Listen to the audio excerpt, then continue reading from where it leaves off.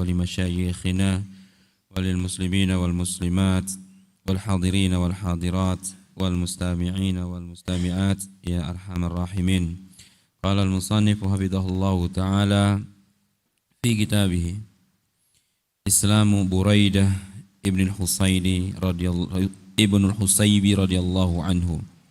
أخرج ابن سعد في طبقاته عن عاصم الأسلمي قال لما هاجر رسول الله صلى الله عليه وسلم من مكة إلى المدينة فانتهى إلى الغميم أتاه بريدة بن الحصيب فدعاه رسول الله صلى الله عليه وسلم إلى الإسلام فأسلم هو ومن معه وكانوا زهاء 80 بيتا فصلى رسول الله صلى الله عليه وسلم العشاء فصلوا خلفه. Bismillah, walhamdulillah, wassalatu wassalamu ala rasulillah, la hawla wa la quwwata illa billah, amma ba'du. Allahumma alhimna rushdana wa qina syurura anfusina, Rabbana zidna ilma warzuqna fahma wa amalan mutaqabbala. Kita akan melanjutkan perjalanan Nabi kita yang mulia sallallahu alaihi wasallam manakala beliau hijrah dan apa-apa yang terjadi dalam perjalanan beliau. Di antaranya adalah masuk Islamnya Buraidah bin Al-Husayb.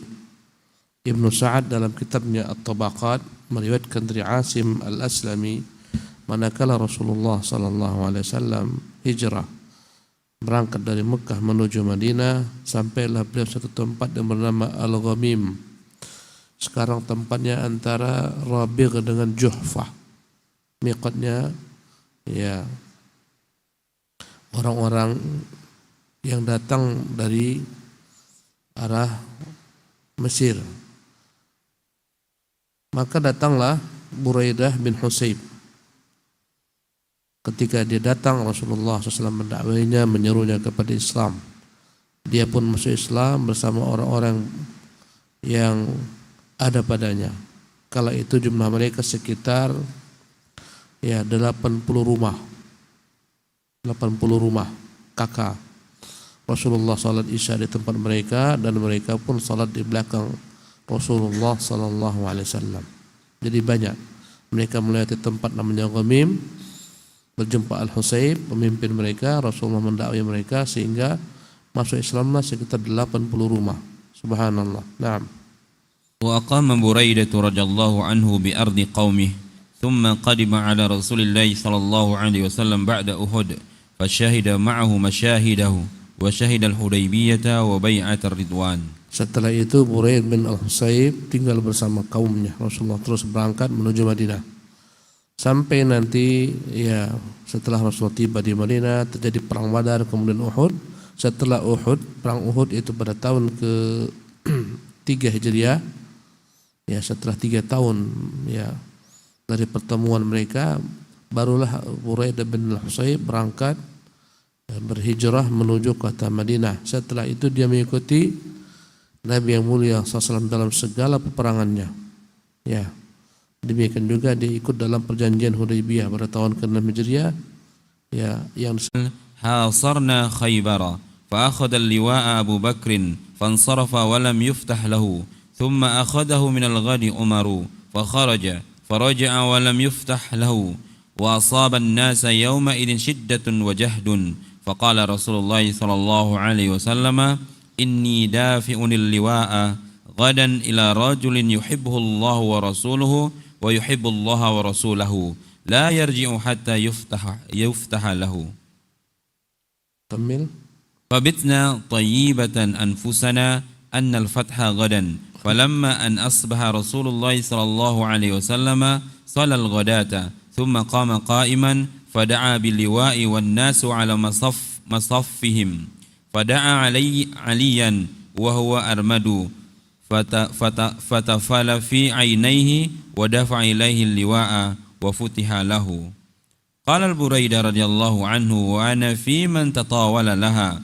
وكان بريدة رضي الله عنه من ساكن المدينة ثم تحول إلى البصرة وابتنى بها دارا ثم خرج غازيا إلى خراسان فأقام بمرو حتى مات ودفن فيها وهو آخر من مات من الصحابة في خراسان وكان ذلك سنة 62 للهجرة. Dan Buraidah radhiyallahu anhu adalah termasuk dalam rombongan orang-orang yang ingin mendapatkan panji untuk memimpin pasukan perang dalam menaklukkan benteng-benteng Khaybar. Ya. Jadi ketika Imam Ahmad meriwayatkan dalam musnadnya dengan sanad yang kuat dari Buraidah, kami mengepung benteng Khaybar. Khaybar adalah benteng-benteng yang kokoh, tangguh miliknya kaum Yahudi. Jadi ketika Rasulullah SAW telah mengadakan gencatan senjata dengan Quraisy, perjanjiannya 10 tahun, walaupun akhirnya Quraisy mengingkari, ya baru berjalan 2 tahun, akhirnya mereka berkhianat. Dengan itulah Rasulullah menaklukkan kota Mekah. Setelah Rasulullah mengikat perjanjian dengan Quraisy dalam perjanjian Hudaybiyah di tahun 6 Hijriah, maka Rasulullah merasa aman daripada serangan Quraisy. Karena yang paling dahsyat memerangi Rasulullah adalah Quraisy. Barulah Rasulullah menghadapkan dirinya untuk memerangi musuh kedua, yaitu kaum Yahudi. Karena pada perang Ahzab, ya pada tahun ke-4 Hijriah, kaum Yahudi lah yang menggalang persatuan dengan Quraisy untuk memerangi Nabi. Sehingga berkumpullah 10.000 pasukan sekutu. Di sana Quraisy dengan sekutu-sekutu kecilnya, bersama mereka ada Yahudi, bahkan Yahudi ini yang mengajak, Yahudi ini yang membuat komplotan dengan Quraisy dengan segala macam suku-suku Yahudi, ditambah lagi dengan para perampok Ghatafan. Berkumpullah 10.000 orang untuk menghabisi kaum muslimin di kota Madinah. Karena itulah ketika sudah aman Rasulullah dari serangan Quraisy, karena sudah gencatan senjata, Rasulullah SAW ya ingin menghadapi musuh yang tak juga kalah dahsyatnya kebenciannya, itu kaum Yahudi. Berangkatlah Rasulullah SAW pada tahun ke-7 Hijriah untuk menaklukkan benteng-benteng di Khaybar. Di sana ada berapa benteng? Ya sekitar 6 atau 7 benteng, semuanya kokoh. Dan sebagian benteng tersebut ditaklukkan Nabi SAW dengan peperangan, sebagian menyerah. Ya, maka kata Buraidah bin Husayb, kami mengepung benteng-benteng yang ada di Khaybar. Ya. Maka ketika itu Rasulullah menyerahkan bendera kepada Abu Bakar Siddiq untuk memimpin peperangan. Fansarafa wa lam yuftahlah. Namun qaddarallah, benteng belum dapat ditaklukkan. Maksudnya sebagian benteng. Ya, ada benteng-benteng yang kokoh yang ditaklukkan dengan perangan. Kemudian diserahkan bendera kepada Umar esoknya untuk memimpin penaklukan benteng. Keluarlah Umar, kemudian dia kembali dan benteng masih tetap belum dapat ditaklukkan. Ya, kala itu manusia benar-benar dalam kondisi yang sangat letih. Ya, karena keterbatasan bekal mereka. Maka berkatalah Rasulullah SAW, sesungguhnya aku besok akan menyerahkan panji kepada salah seorang laki-laki, Allah mencintainya dan dia pun mencintai Allah. Ya. Tidak dia kembali kepada kita kecuali benteng-benteng itu akan ditaklukkannya. Ini adalah merupakan isyarat dari Nabi bahwa laki-laki ini besok akan menaklukkan benteng. Tentunya dengan informasi pemberitahuan daripada Allah. Maka malam hari itu kata Buraidah bin Husayb, kami semuanya tidur. Tapi kami merasa tak nyaman tidur karena kami membayangkan siapa gerangan orang yang akan memimpin peperangan besok. Ya, setiap orang ingin agar dia ditunjuk Nabi yang mulia SAW untuk memimpin peperangan itu. Tatkala Rasulullah pagi hari salat subuh, ya, setelah itu beliau pun berdiri di hadapan para sahabat dan Rasulullah ketika itu mengambil panji. Dan dalam peperangan biasanya ada panji yang dibawa oleh salah seorang mereka. Maka Rasulullah SAW berdiri kemudian memanggil panji untuk dipegang beliau SAW. Orang-orang sedang dalam keadaan safnya. Setelah itu Rasulullah pun memanggil Ali. Ya, dan Ali kala itu terkena penyakit di matanya. Ya, matanya membengkak, memerah, membengkak. Maka Rasulullah SAW menyemburkan sedikit ludahnya di kedua mata Ali. Kemudian Rasulullah memberikan bendera kepada Ali. Dan ternyata apa yang dikatakan Nabi benar. Di tangan Ali lah ditaklukkan semua benteng-benteng di Khaybar. Kata Buraidah, aku termasuk orang yang berharap sekali kalaulah pagi hari itu ditunjuk Nabi SAW. Jadi para sahabat semua ketika itu berdiri berdekatan dengan Nabi, semuanya berkeinginan kalaulah dia ditunjuk. Di antaranya adalah Buraidah bin Husayb dan Umar bin Khattab. Sampai-sampai Umar mengatakan, aku tak pernah berharap menjadi pemimpin kecuali pada malam hari itu. Kenapa? Karena besarnya keutamaan orang yang menaklukkan benteng tersebut. Di mana Nabi mengatakan, yang menaklukkannya adalah seorang laki-laki yang dicintai Allah dan Allah pun mencintainya. Ya, dan adalah Buraidah bin Husayb ini setelah itu tinggal di kota Madinah. Tak berapa lama setelah itu beliau pun hijrah menuju Basrah di Irak. Dan di sana dia membangun rumah di Irak, di Basrah. Ya, dahulu kala Irak itu ada kota-kota yang dibangun kaum muslimin. Kaum muslimin yang membangunnya pada masa Umar bin Khattab. Di antaranya adalah kota besar Basrah dan kota Irak dan kota besar Kufah. Ya, kemudian dia berangkat keluar berjihad menuju Khurasan dan tinggal di Marwah sehingga dia wafat dan dikuburkan di sana. Dan dialah sahabat yang paling terakhir yang ada di Khurasan dan wafatnya pada tahun 62 Hijrah. Naam. Ihda'u Zubair wa Talhata thiyaban li Rasulillah sallallahu alaihi wasallam wa Abi Bakr radhiyallahu anhu. Wa qabla qudumi Rasuli sallallahu alaihi wasallam Madinata laqiya Zubair ibn al-Awwami radhiyallahu anhu fi rakbin minal muslimina kanu tujjaran qafilina minasy-Syam fakasa Zubairu Rasulullah sallallahu alaihi wasallam wa Abu Bakr thiyaban bayadha. Naam. Zubair bin Awam dan Talhah memberikan kepada Nabi sallallahu alaihi wasallam hadiah pakaian manakala berjumpa di jalan. Sebelum Rasulullah SAW tiba di kota Madinah, di tengah jalan berjumpalah Rasulullah Zubair bin Awam, sahabat Nabi yang terlebih dahulu hijrah, dan setelah itu dia pun berniaga dengan rombongan-rombongan kaum muslimin. Mereka sedang pulang dari negeri Syam membawa barang dagangan. Ketepatan di tengah jalan sebelum Nabi tiba di Madinah, mereka pun bertemu. Maka Zubair bin Awam memberikan ke Rasulullah pakaian yang berwarna putih, demikian juga kepada Abu Bakar As-Siddiq. Naam. Wa inda ibn Sa'd fi tabaqatihi an Abdullah ibn Sa'd an abihi annahu qala lamma irtahala Rasulullah sallallahu alaihi wasallam min al-Kharrar fi hijratihi ila al-Madinah fakana min al-ghadi laqiyahu Talhatu ibn Ubaidillah radhiyallahu anhu qadiman min asy-Syam fi 'irin fakasa Rasulullah sallallahu alaihi wasallam wa Abu Bakr min thiyab asy-Syam wa khabbara Rasulullah sallallahu alaihi wasallam anna man min al-Madinati min al-muslimin qad istabta'u Rasulullah sallallahu alaihi wasallam fa'ajjala Rasulullah sallallahu alaihi wasallam sayra wa madha Talhah radhiyallahu anhu ila Makkah hatta faragha min hajatihi thumma kharaja ba'da dhalika ma ali Abi Bakr radhiyallahu anhu fa huwa alladhi qadima bihimul Madinah. Dan dalam kitab At-Tabaqat yang ditulis oleh Ibnu Sa'ad dari jalur Abdullah bin Sa'ad dari ayahnya, dia berkata, tatkala Rasulullah SAW bertolak dari tempat yang namanya Al-Kharrar yang berdekatan dengan Juhfah menuju kota Madinah, maka besok harinya berjumpalah Rasulullah dengan Talha bin Ubaidillah. Zubair dan Talha ini adalah merupakan sahabat senior. 10 orang dijamin Rasulullah masuk surga dalam satu hadis. Mereka yang terbaik di antara seluruh sahabat.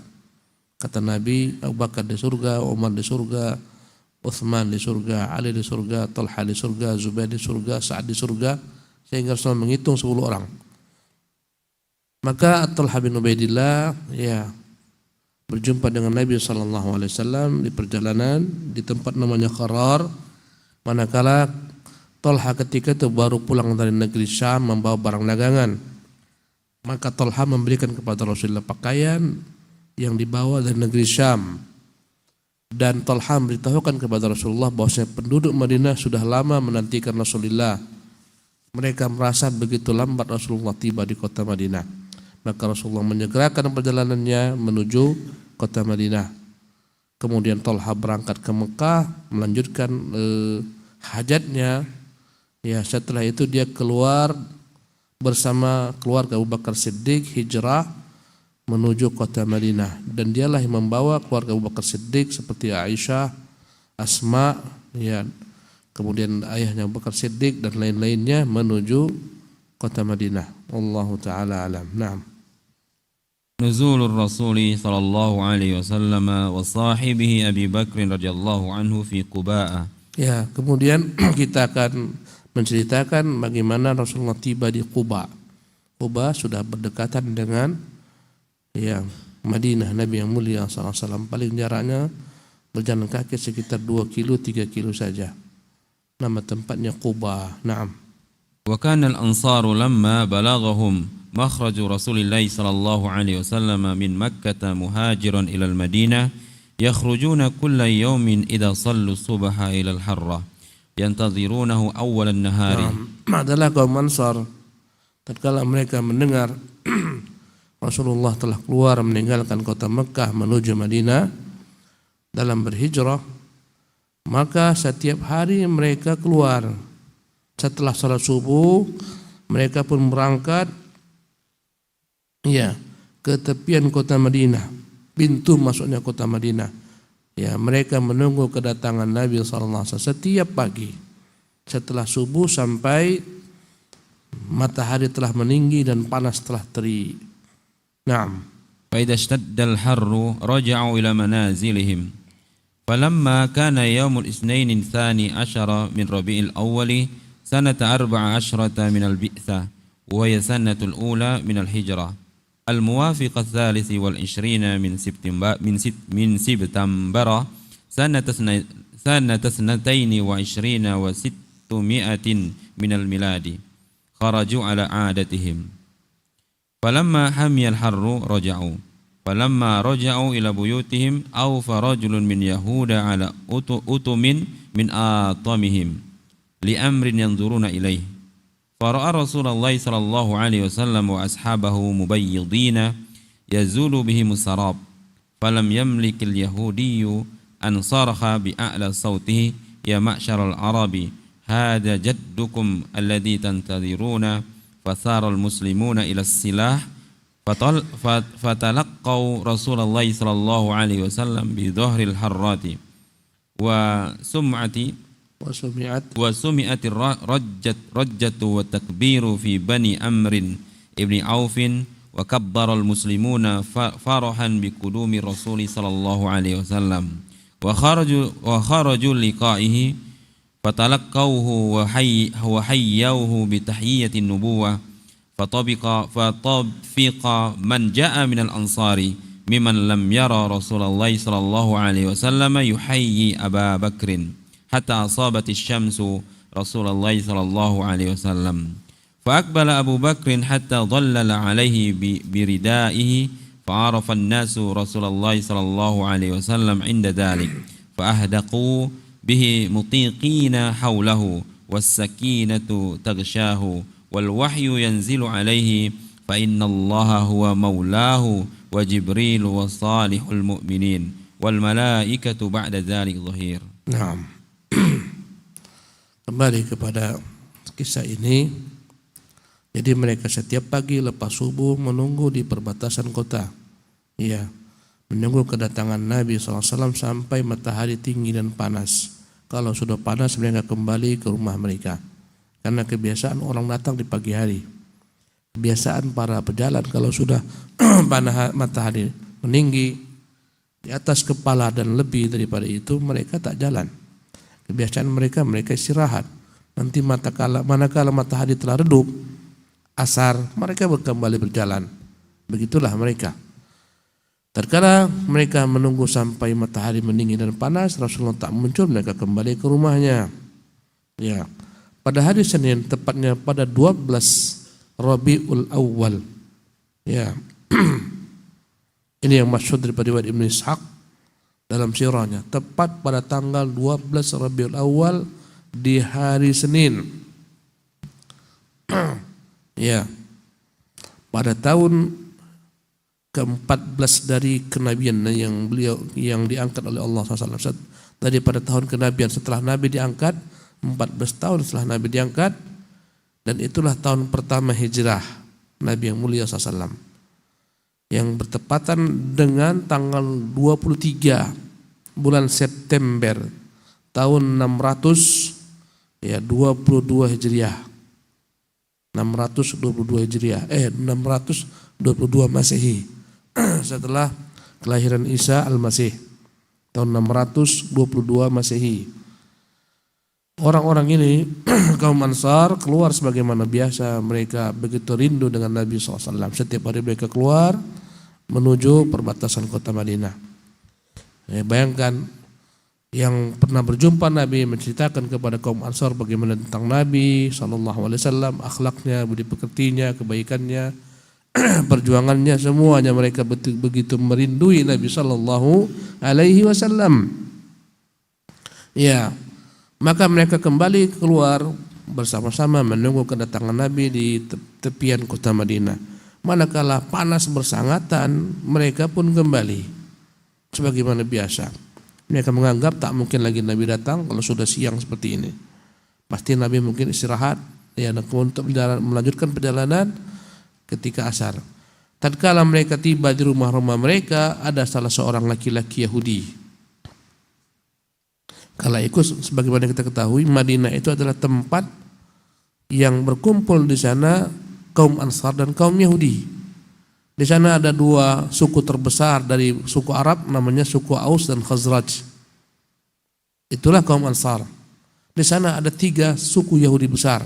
Ada 3 besar suku Yahudi. Yahudi Bani Qainuqa, Yahudi Bani Nadir, dan Yahudi Bani Quraidah. Jadi mereka sudah bertetangga tinggal di sana. Dan setiap hari tentunya perbincangan mereka tentang kedatangan Nabi diketahui oleh kaum Yahudi. Ya, mereka juga mendengarkan apa yang diharapkan oleh kaum muslimin. Manakala mereka pulang ke rumah mereka di siang hari, ya, tiba-tiba ada salah seorang laki-laki Yahudi naik ke atas bentengnya, benteng mereka. Dan dari atas benteng dia lihat ada orang-orang yang berjalan. Dan dia melihat ada rombongan kecil orang berjalan, Rasulullah SAW dan orang-orang bersamanya. Karena Rasulullah memakai pakaian putih, maka nampaklah dari jauh Rasulullah SAW yang kala itu masih jauh, ya. Kadang-kadang beliau kabur dengan adanya fata morgana, kadang-kadang tampak.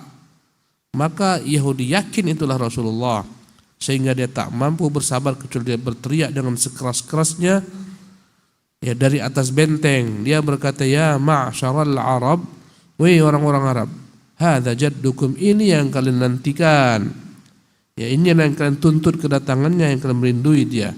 Alladzi tantadirun, inilah yang kalian tunggu-tunggu Muhammad. Ya, maka seketika kaum muslimin pun bergegas menyambut Rasulullah. Mereka mengambil senjata-senjata mereka karena kebiasaan mereka. Ya, kalau mereka pergi kemana-mana pun mereka akan bawa senjata. Ya, sudah menjadi kebiasaan. Bahkan sebagian orang-orang sampai sekarang mereka kemana-mana bawa senjata. Orang-orang Yaman kemanapun mereka, yang namanya laki-laki harus bawa pisau, namanya jambia. Ya, kita mungkin di negeri kita ini semacam keris yang bengkok. Kemanapun mereka bawa. Ya, orang-orang Yaman. Kalau andai kata dia laki-laki, dia harus bawa senjata. Kalau dia berjalan kemana-mana harus di pinggangnya ada gambia. Sampai sekarang. Kalau enggak sah laki-lakinya. Ya, jadi mereka seketika bersenjata, mereka pun berbondong-bondong menyambut Rasulullah sallallahu alaihi wasallam. Ya, di tepian kota Madinah, sehingga terdengarlah kasak kusuk, ya, suara hingar-bingar orang-orang yang sibuk ingin menjemput Rasulullah sallallahu alaihi wasallam. Dan terdengar takbir di Bani Amr bin Auf. Bani Amr bin Auf adalah kabilah yang mendiami Quba. yang di sana ada kerabat Rasulullah sallallahu alaihi wasallam. Kaum muslimin bertakbir karena gembiranya yang kedatangan Rasulullah sallallahu alaihi wasallam. Itulah hari kata Anas, tidak ada hari yang lebih indah, terang benderang kami rasakan sebagaimana hari kedatangan Rasulullah sallallahu alaihi wasallam. Kata Anas. Setelah itu dia mengatakan tidak pernah ada hari yang paling gelap. Segelap-gelapnya hari adalah hari manakala meninggalnya Rasulullah sallallahu alaihi wasallam. Mereka pun bertakbir, mereka berjalan menuju Rasulullah, menyambut Rasulullah sallallahu alaihi wasallam. Ya, mereka mengucapkan kepada Nabi ucapan selamat datang, ucapan salam. Ya, mereka menyuruh Nabi dengan kata-kata ya Rasulullah, selamat datang di negeri kami. Dan sebagian kaum Ansar ada yang belum pernah melihat Nabi karena tak ikut baiat. Mereka mengira Abu Bakar itulah Rasulullah sallallahu alaihi wasallam, sehingga mereka mengucapkan salam kepada Abu Bakar Siddiq. Ya. Sampai matahari ketika itu yakni mengenai Nabi yang mulia sallallahu alaihi wasallam, maka Abu Bakar mengambil selendangnya dan dia menutupi Rasulullah SAW dengan selendangnya. Kala itu barulah manusia tahu yang mana yang namanya Rasulullah, yang mana yang namanya Abu Bakar Siddiq. Seketika mereka pun mengelulukan Nabi, mereka pun mengingat Nabi yang mulia sallallahu alaihi wasallam. Dan ketenangan ketika itu meliputi mereka dan wahyu turun kepada Nabi yang mulia sallallahu alaihi wasallam. Fa innallaha huwa maulah. Sesungguhnya Allah lah yang akan menjadi maula bagi Nabi. Wa Jibril, demikian juga Jibril dan orang-orang yang saleh dari rombongan kaum mukminin, dan malaikat-malaikat pun setelah itu akan menjadi yakni pembela Nabi yang mulia sallallahu alaihi wasallam. Ini menunjukkan kepada kita Nabi sallallahu alaihi wasallam itu sebagaimana orang lainnya. Dari sisi pakaian, tampilan, enggak ada beda antara Nabi dengan para sahabat. Karena itulah kaum Ansar tidak bisa membedakan mana Nabi, mana Abu Bakar Siddiq. Karena tak ada pakaian khusus. Ya, Nabi memakai pakaian yang dikenakan oleh mereka, serban yang mereka kenakan. Ini menunjukkan Nabi yang mulia adalah bagian daripada mereka. Tak ada pakaian khusus yang dipakai Nabi menunjukkan dia seorang Nabi, tak ada. Ya, tapi dia memakai apa yang mereka pakai sebagaimana biasa dengan bersahajanya, sehingga orang-orang salah menyangka, mengira Abu Bakar itulah Rasulullah sallallahu alaihi wasallam. Naam. منزل رسول الله صلى الله عليه وسلم وصاحبه.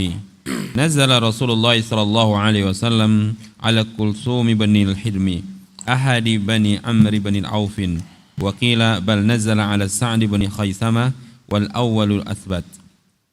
Naam.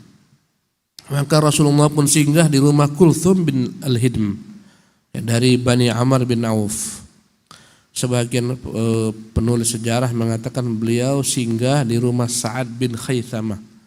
Ya, dan yang pertamalah yang lebih benar. Rasulullah awal singgah di rumah yang sahabat Nabi Kulthum bin Al-Hidm. Naam. يقول من يذكر أنه نزل على الكلثوم إنما كان رسول الله صلى الله عليه وسلم إذا خرج من منزل الكلثوم جلس للناس في بيت سعد بن خيثمة، وذلك أنه كان عزبا لا أهل له، وكان منزل العزاب من أصحاب رسول الله صلى الله عليه وسلم من المهاجرين، فمن هنالك يقال نزل على سعد بن خيثمة، وكان يقال لبيت سعد بن خيثمة بيت العزاب، والله أعلم أي ذلك كان. Adapun sebab perselisihan ini, sebagian mengatakan Nabi itu singgah di rumah Kulthum, sebagian mengatakan singgah di rumah Khaythama. Sebenarnya mengkompromikan antara kedua riwayat tersebut. Rasulullah SAW itu ketika awal kedatangannya singgah di rumah Kulthum. Ya. Dan dia ya, karena Kulthum itu rumahnya di sana, ada keluarganya, ada istrinya, anaknya. Agar Rasulullah lebih leluasa menyambut kaum muslimin, Rasulullah SAW turun dari rumah Kulthum menuju rumah Sa'ad bin Khaythamah. Karena Sa'ad bin Khaythamah kala itu masih bujang, belum menikah. Ya, dia nggak memiliki istri, nggak di sana ada anak dan lain-lain. Ya, dan rumahnya adalah rumah tempat berkumpulnya orang-orang yang datang dari Mekah dan mereka masih lajang. Ya. Disebutlah rumahnya dengan nama Baitul Uzzab, rumah orang-orang lajang, rumah anak-anak lajang. Jadi Rasulullah SAW dari rumah Kulthum, kemudian dia pun datang untuk memudahkan manusia berjumpa dengannya di rumah Sa'ad bin Khaythama, yang mana rumahnya kala itu disebut dengan nama rumah anak-anak lajang. Wallahu alam. أما أبو بكر رضي الله عنه فنزل على خارجة بن زيد أخي بني الحارث ابن الخزرج بسنحي، وهذا هو الصحيح. وتزوج أبو بكر رضي الله عنه بعد ذلك حبيبة بنت خارجة ابن زيد رضي الله عنها، وولدت له كلثوم، وكان ولادتها بعد وفاة أبي بكر رضي الله عنه. Adapun Abu Bakar radhiyallahu anhu, maka dia singgah di rumah Kharijah bin Zaid, ya, saudara dari Bani Harith bin Khazraj, di tempat yang namanya Sunh. Ya. Ya, berada di tempat yang di dataran tinggi kota Madinah, namanya Awali. Ya. Disebut dengan nama Awali karena dia adalah merupakan tempat yang tinggi. Di sanalah Abu Bakar singgah. Nama tempatnya As-Sunh. Dan inilah riwayat yang benar. Nanti di kemudian hari Abu Bakar Siddiq menikah dengan salah seorang perempuan dari tempat ini yang bernama Habibah binti Kharijah. Ya, tempat awal Abu Bakar Siddiq singgah manakala turun dari hijrah. Ya, nanti belakangan hari dia menikah dengan putrinya Kharijah yang bernama Habibah binti Kharijah bin Zaid radhiyallahu anha. Dan dari pernikahan itu lahirlah Ummu Kulthum. Abu Bakar menikahi beberapa wanita. Ya. Yang pertama saya khilaf namanya Qatilah. Qatilah inilah darinya lahir Asma. Adapun Aisyah dari Ummu Rumman, istri berikutnya. Ya, kemudian di antara istrinya adalah Habibah binti Kharijah ini. Dari pernikahannya lahirlah Ummu Kulthum. Ya. Yang mana kelahiran Ummu Kulthum ini setelah Abu Bakar Siddiq wafat radhiyallahu anhu. Naam. Rawal Imam Al-Bukhari fi sahihihi an Aisyah radhiyallahu anha qalat anna Rasulullah sallallahu alaihi wasallam mata wa Abu Bakr bisunhi. Ya. Tatkala Rasulullah wafat, Abu Bakar tak ada di Masjid Nabi dan sekitarnya. Kala itu dia sedang berada di rumah istrinya Habibah bintu Kharijah di Sunnah. Karena itulah ketika heboh Umar berpidato dan semacam, Abu Bakar enggak ada di sana. Dia datang terlambat karena dia dari rumah istrinya di Sunnah tadi, Awali kota Madinah. Dia datang terlambat, orang-orang sedang heboh, guncang karena wafatnya Nabi yang mulia sallallahu alaihi wasallam. Naam. Wara al-Imam Malik fi al-Muwatta bi sanadin sahihin an Aisyah radhiyallahu anha qalat nahalani Abi Jaddah 20 wasqan min malihi bil ghabah.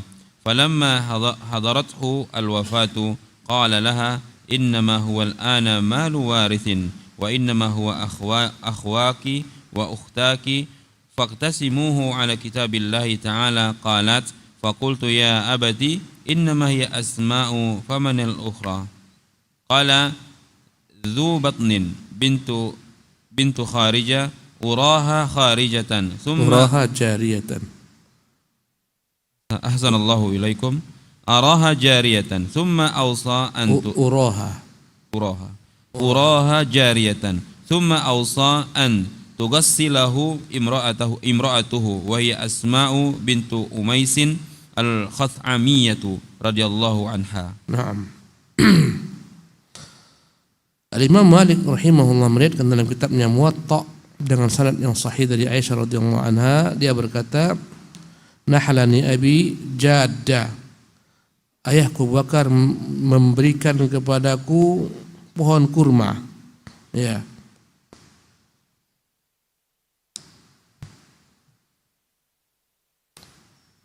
Ishrina wasqan, sebanyak 20 wasak.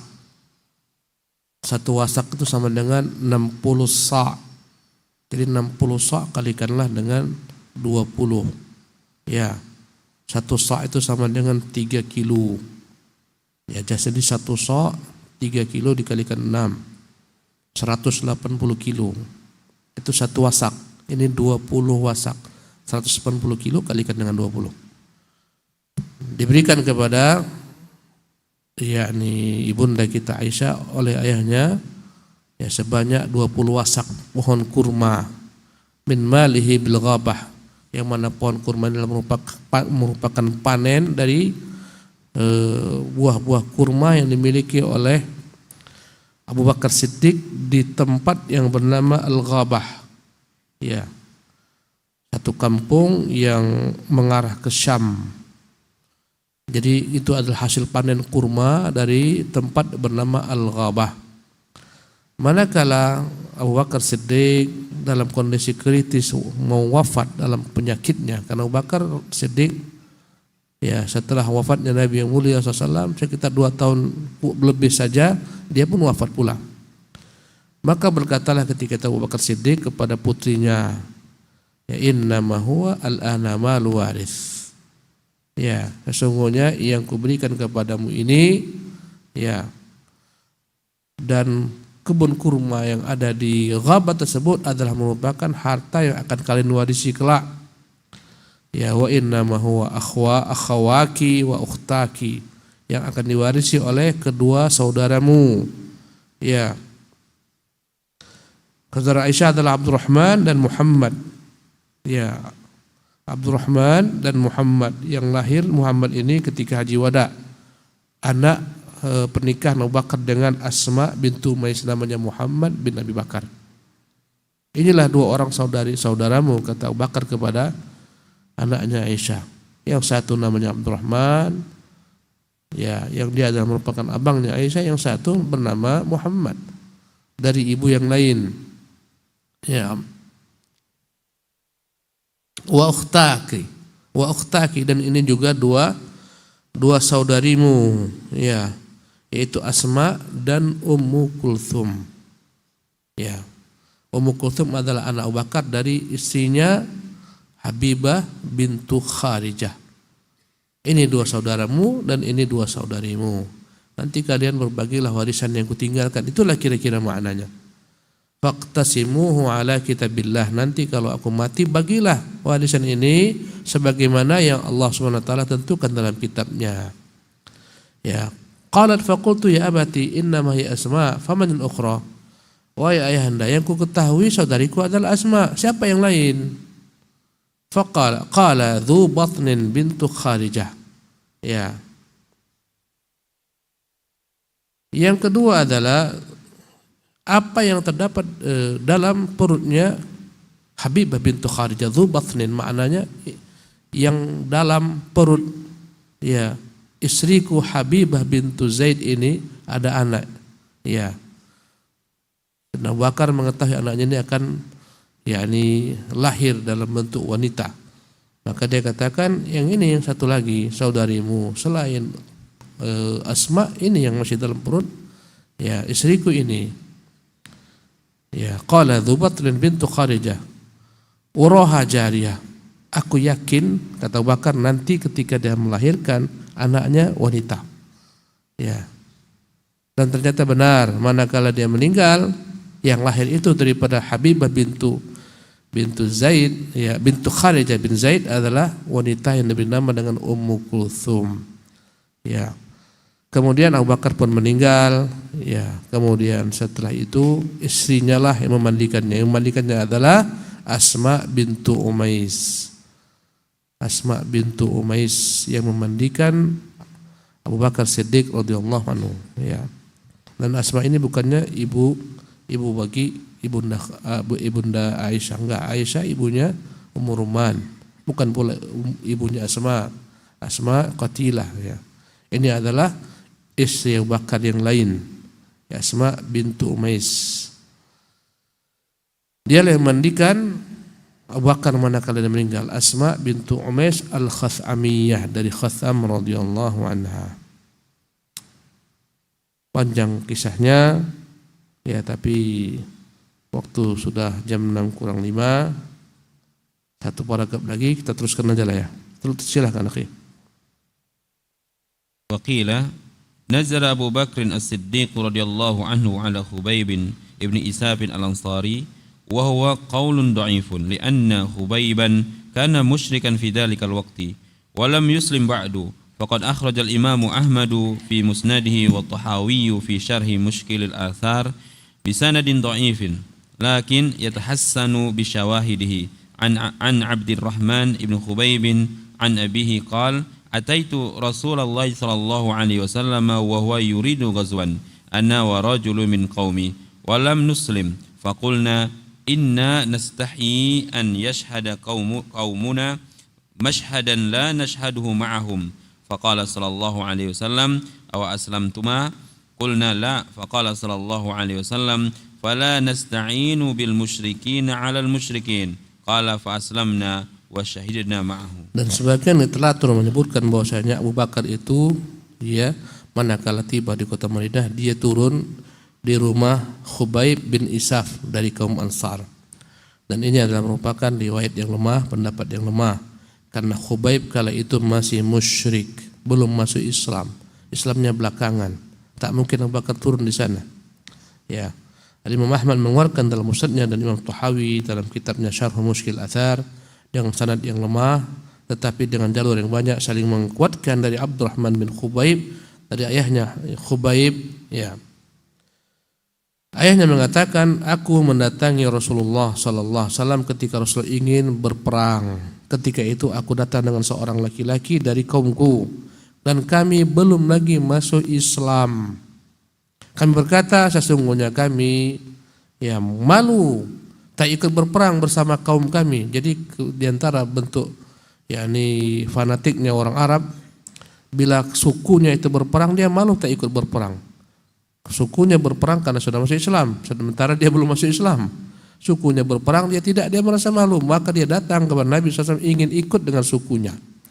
Ya, kami ingin ikut berperang bersama mereka, kami tak senang, kami malu, kami tak ikut berperang. Ya, berpartisipasi mereka walaupun mereka belum masuk Islam. Maka Nabi bertanya, apakah kalian berdua telah masuk Islam? Kami mengatakan belum. Kata Nabi, kalau begitu kami tak butuh dengan kalian. Kami tak akan meminta bantuan kaum musyrikin untuk menyerang kaum musyrikin. Akhirnya kedua-duanya pun masuk Islam. Jadi ini menunjukkan Khubayb Islamnya belakangan. Mana mungkin Abu Bakar Siddiq turun di rumah Khubayb manakala dia belum masuk Islam. InsyaAllah di kesempatan yang akan datang, jika Allah takdirkan, kita akan melanjutkan dengan keutamaan kaum muhajirin. Wallahu ta'ala alam. Wa sallallahu wasallam wa barak ala abdihi wa rasulih Muhammad wa akhir da'wana alhamdulillah.